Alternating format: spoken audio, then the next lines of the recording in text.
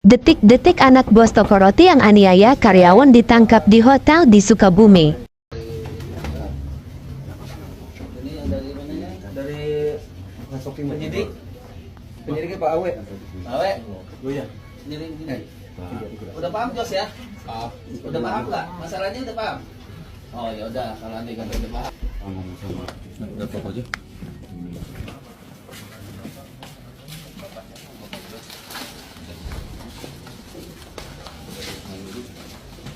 Anak bos toko roti menganiaya pegawainya karena tidak mengantarkan pesanannya ke kamarnya.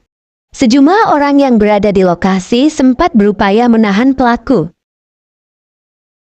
Namun pelaku terus meluapkan emosi hingga membanting barang-barang di toko. Kejadian tersebut diketahui terjadi pada Kamis 17 Oktober tahun 2024 pukul 21 WIB.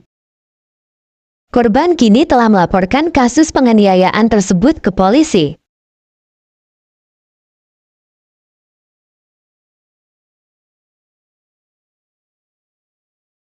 Dwi Ayu Darmawati, korban. GoFood gitu, mesen GoFood, terus dia minta saya nganterin ke kamar pribadinya, terus saya nolak.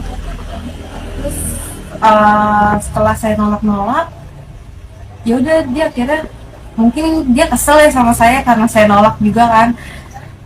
Dia juga nyuruh saya soalnya kayak bukan yang kayak baik-baik gitu, makanya saya kayak gimana gitu. Terus akhirnya dia marah sama saya, dia mukul saya, dia ngelempar saya pakai patung untuk di situ awalnya. Terus gak lama dia mukul saya pakai kursi sama edisi BCA. Terus saya di situ udah sempat ditarik sama bos saya untuk keluar, katanya laporin aja polisi gitu kan. Tapi karena HP saya sama tas saya masih di dalam, saya akhirnya balik lagi buat ngambil tas sama HP saya. Terus pas saya lagi balik lagi, dia ngelemparin saya lagi pakai kursi segala macam lah. Akhirnya saya kabur ke belakang ke tempat kayak oven gitu.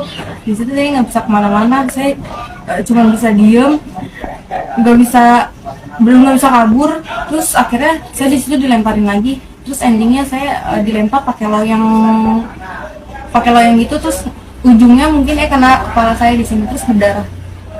Udah akhirnya dia di situ, saya di situ belum enggak kalau saya tuh berdarah kepala, tapi saya udah megang gini. Terus mungkin dia juga udah ngeliat duluan kali ngalir ya darahnya. Terus dia akhirnya kabur ke belakang. Akhirnya baru saya bisa keluar dari toko. Terus setelah itu bos saya ngajak saya ke klinik depan toko ada klinik. Akhirnya saya dibawa ke situ. Itu selain di pelipis, lukanya di mana saja, Mbak? Kalau luka darah sih cuman di sini aja ya, tapi kalau memar-memar banyak kayak di tangan, di bagian kaki, paha segala macam, banyak di pinggang juga. Mbak, itu setelah kejadian Mbak sudah melapor ke polisi atau bagaimana? Pas kejadian bener-bener baru kejadian, saya langsung pergi ke Polres. Awalnya saya ke Polres Cakung, tapi Polres Cakung suruh saya ke Jatinegara, nggak tahu kenapa. Tapi laporan diterima? Diterima. Terus hari itu juga saya disuruh visum. Saya diantar ke visum UGD RS Polri? Iya. Barang bukti itu waktu laporan ada barang bukti yang Mbak serahkan ke pihak kepolisian, Mbak? Ada barang buktinya, baju. Awalnya saya sedang bekerja di Lagi bekerja? Ya, Terus? tanggal 17 Oktober 2024 jam 9 malam. Malam ya? Ya. Si pelaku dari luar toko masuk ke dalam toko dan duduk di sofa. Ya.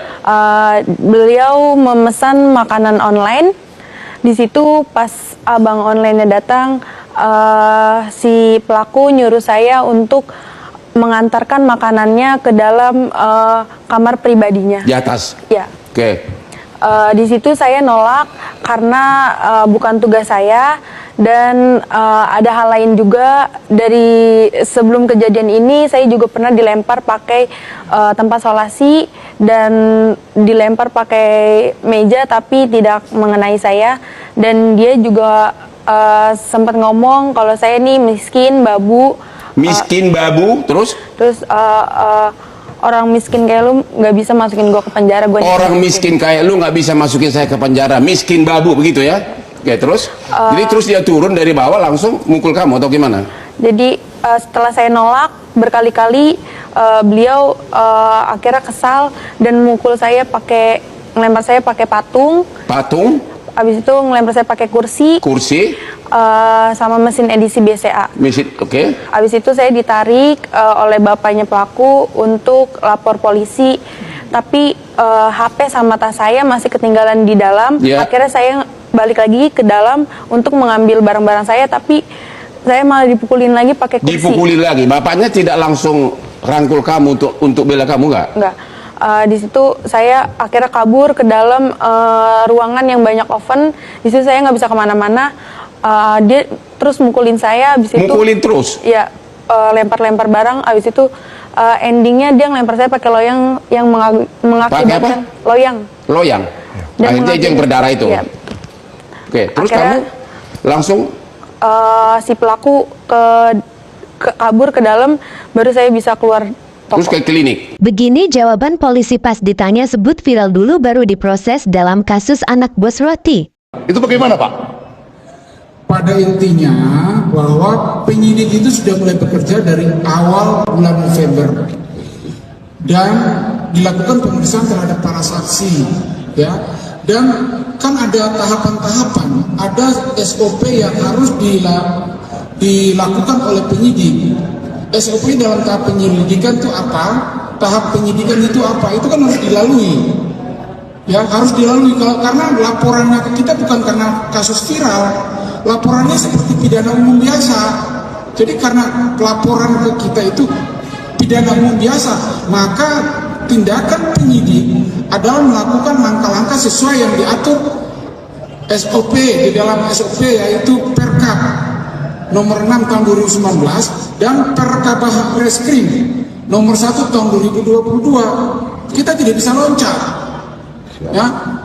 Itu sudah berjalan sudah sebulan lebih baru viral. Nah, kami juga tambahkan pada saat pemeriksaan awal juga dari penyidik tidak ada disampaikan oleh si korban terkait dengan video ataupun terkait dengan foto-foto.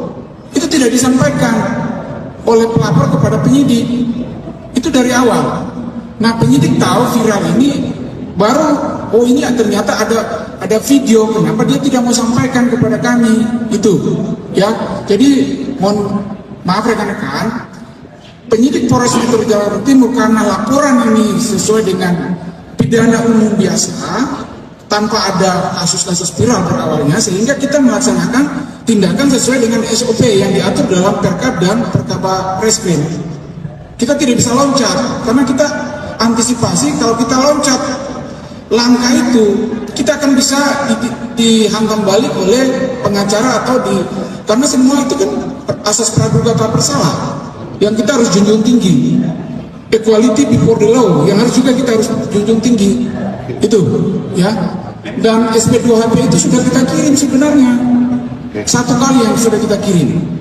Ya. Yang 20 belum, Pak, ya? Baru 10, Pak, berarti ya? Kan itu kan tahapannya 10, 20, 30 SP2HP itu kan, Pak?